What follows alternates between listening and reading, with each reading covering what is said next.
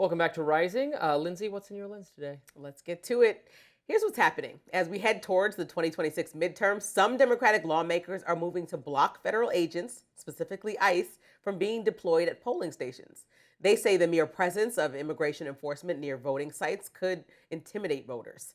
The Department of Homeland Security insists there are no plans to station ICE agents at the polls, but the fact that this even has to be clarified tells you something about the current political climate. Now, Maryland Congresswoman April McClain Delaney is preparing to introduce a Democracy Without Intimidation Act, which is a federal law federal law does already bar the military from polling places and makes voter intimidation a crime. What it doesn't explicitly do is prohibit civilian federal agencies like ICE from showing up. This bill would close that loophole, making it a crime for senior federal law enforcement officials to deploy officers to polling stations. It would also restrict immigration enforcement in the 4 weeks leading up to a federal election unless there's individualized probable cause or an imminent threat. This push didn't come out of nowhere, though. Remember when former White House advisor Steve Bannon had this to say a couple weeks ago? You're damn right. We're going to have ICE surround the polls come November. We're not going to sit here and allow you to steal the country again. And then there's President Trump on the Dan Bongino show. The Republicans should say, we want to take over. We should take over the voting in at least 15 places. The Republicans ought to nationalize the voting. Now, those comments followed repeated claims from the president himself that non-citizen voting is widespread. I mean, these are claims he's made since 2016 when he said millions of, quote, illegal votes cost him the popular vote. And again, in 2020, when he alleged tens of thousands of non-citizen ballots swung key states. But here's what the data actually shows. Illegal voting by non-citizens is already against the law. It's investigated and it's prosecuted. And there's no credible evidence that it has ever occurred at a scale large enough to impact any federal election. According to a bipartisan policy center analysis, the Heritage Foundation's election fraud cases database found just 77 instances of non-citizen voting between 1999 and 2023. That's a 24-year span. 77 cases over more than 2 decades out of billions of ballots cast. On Tuesday, Senator Chris Coons pressed DHS Secretary Kristi Noem during a Senate Judiciary Committee hearing. Noem said there are, quote, no plans to have ICE agents at polling sites, but she stopped short of completely ruling it out. Why not? On one hand, election integrity matters. On the other side, so does voter access and perception. Because democracy doesn't really rely on secure system, it relies on public confidence as well. When political leaders talk about surrounding polls with immigration agents, even hypothetically, it raises a real question. Who feels safe showing up? If there's no evidence of widespread non-citizen voting, then deploying or even threatening to deploy federal immigration agents near ballot boxes is not about security. It shifts the focus from facts towards fear. Now, if the goal is confidence in the system, then the approach has to be grounded in evidence, not rhetoric.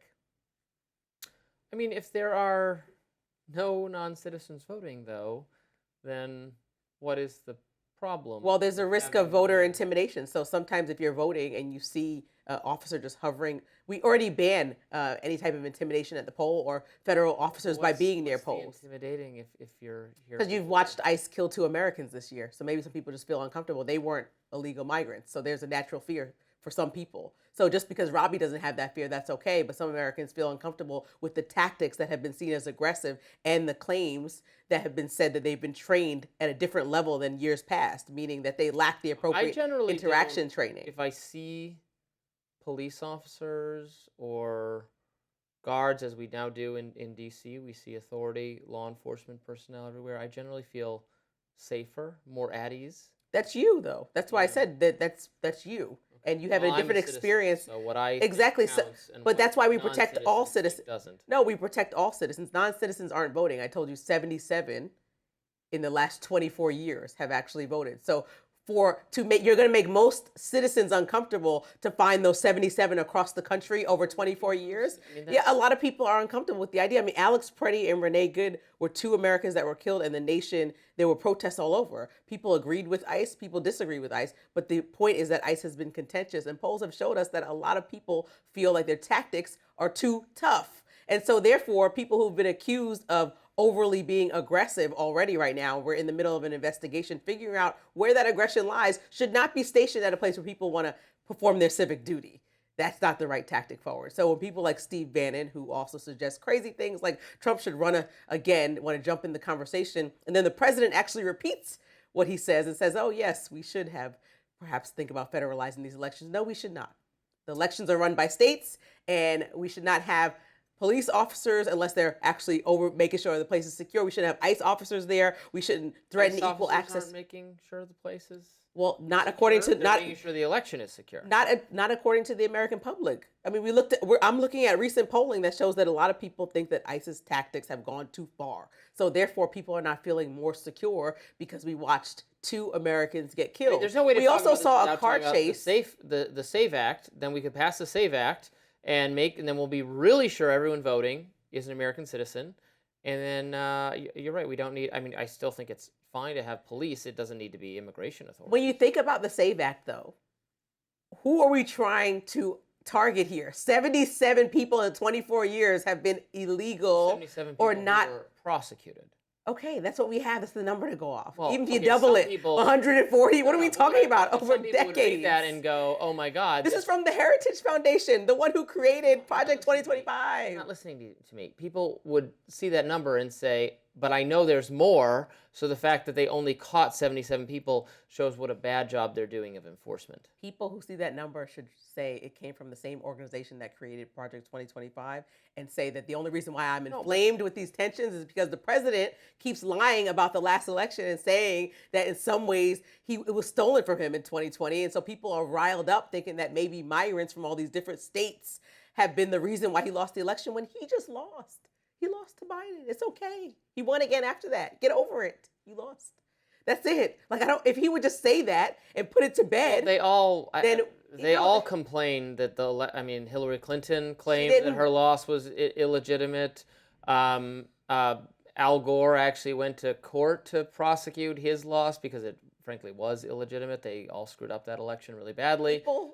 John Kerry said the election was there was some fraud in one of the states. I can't remember which one. It's sour grapes. Not literally everyone. Romney and McCain lost very gracefully. You know the biggest difference? What? Kamala lost gracefully this time. Good for her. The biggest difference is that Americans who heard President Trump's rallying cry that the election was stolen from him then proceeded to, upon their own will, which I agree with you, storm the Capitol. Okay? Yeah, and we put them all in jail. No, and then Trump pardoned them all, basically excusing their behavior. Well, they'd serve some jail time. He's excusing the behavior. And so that's the biggest difference, is that the country is actually inflamed by a lie that he knows. I mean, I'm not going to say the man's incompetent. He understands. He's a president, so he knows that he lost the election. He has to know by this point. Even if you truly believe that he thought that he actually was stolen from him years ago, he knows right now. We have enough intelligence to tell us by the Heritage Foundation that he didn't get stolen from him. He thinks the interference from tech companies that's his view, that he thinks it was stolen in that way.